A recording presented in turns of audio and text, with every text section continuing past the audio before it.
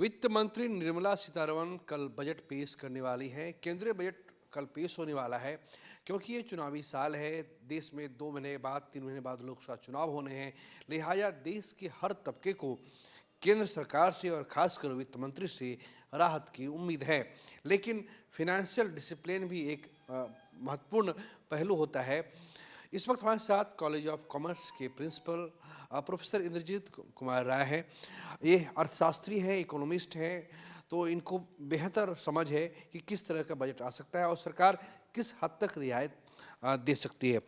Sir, कल जो budget पेश होने वाला है, सरकार ये कह रही कि 80 करोड़ लोगों को 5 किलो राशन मिल रहा है। एक फिजिकल डिसिप्लिन भी है, वित्तीय अनुशासन भी रखना है, फिनेंशियल डिसिप्लिन भी रखना है और लोगों को राहत भी देनी है चूँकि महंगाई ज़्यादा है।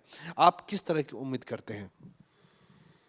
जैसा कि आपने बताया, देश की वित्त मंत्री श्रीमती निर्मला जी कल केंद्रीय बजट प्रस्तुत करने वाली हैं। फिर आपने यह भी बताया कि निकट भविष्य में लोकसभा का चुनाव है। एक्सपेक्टेड चुनाव अप्रैल महीना है। तो हम लोग उम्मीद करते हैं कि बजट आम लोगों के लिए बहुत अच्छा होगा, जिसमें सभी तबका के लोग लाभान्वित होंगे और राहत महसूस करेंगे, ऐसी उम्मीद है।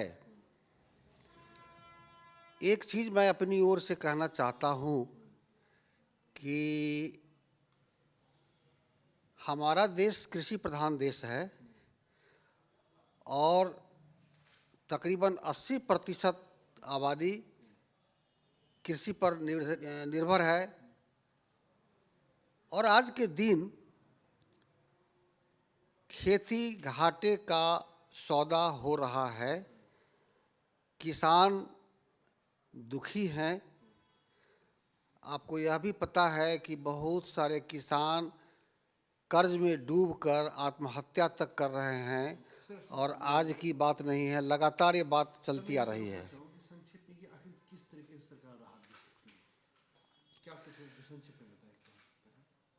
इसके संबंध में मैं कहना चाहता हूं कि जैसे उद्योगपतियों को अपने प्रोडक्ट का, फैक्ट्री प्रोडक्ट का कीमत फिक्स कर निर्धारित करने का अधिकार है, वैसे ही किसान को भी अधिकार मिलना चाहिए कि जितना उनका कॉस्ट ऑफ प्रोडक्शन है उसमें प्रॉफिट जोड़ें।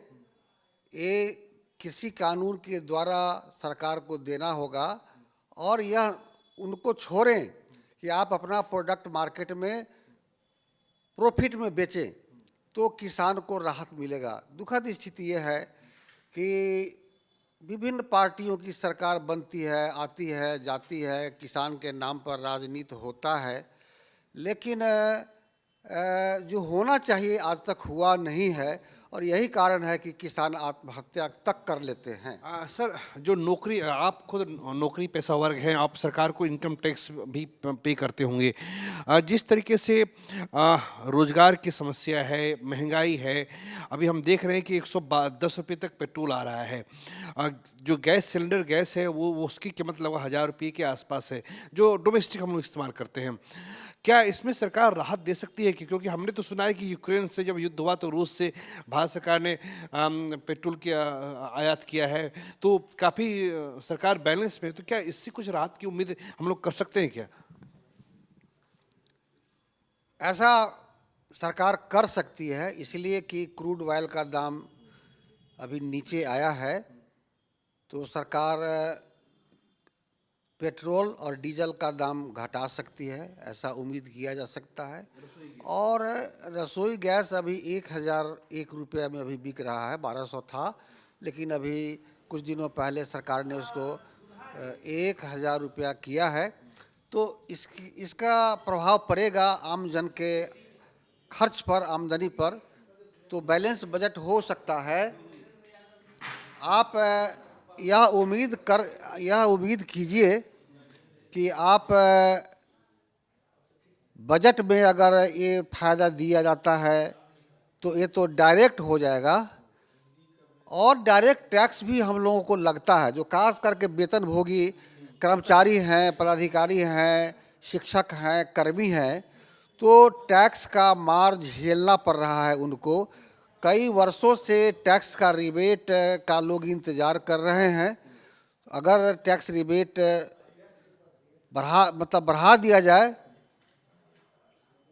तो हम समझते हैं कि जो वेतनभोगी कर्मी हैं उनको राहत होगा। और ये चूँकि चुनावी वर्ष है, इसलिए हम लोग उम्मीद करते हैं कि भारत सरकार इस दिशा में पहल करेगी, सोचेगी। तो ये हमारे साथ इकोनॉमिस्ट प्रोफेसर इंद्रजीत कुमार राय थे। दरअसल ये चुनावी साल है और ये चुनावी साल का जो बजट होता है अन्य दूसरे साल के बजट के मुकाबले थोड़ा अलग होता है। लोग राहत की उम्मीद करते हैं। जो वेतनभोगी तबका है, जो मध्यम वर्ग जो तबका है, देखा गया है कि पिछले 10 सालों में जो फिक्स्ड डिपॉजिट है, रिकरिंग डिपॉजिट है, उस पर रेट ऑफ इंटरेस्ट यानी ब्याज की दरें काफ़ी कम हुई है।